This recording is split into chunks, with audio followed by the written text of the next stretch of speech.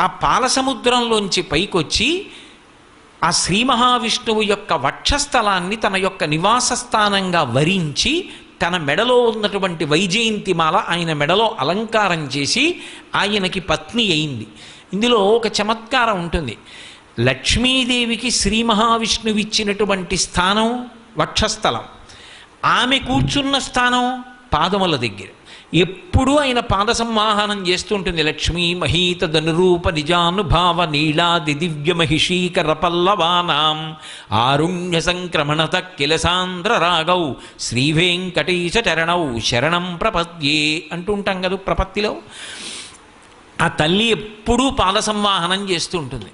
కానీ శ్రీ మహావిష్ణువు ఆమెని తన గుండెల్లో పెట్టుకున్నాడు. ఎందుకని? ఎక్కడ ఏ ఆడపిల్ల పుట్టినా ఆ ఆడపిల్లని కన్యాదానం చేసినప్పుడు లక్ష్మీ స్వరూపగా సంభావించి శ్రీమన్నారాయణ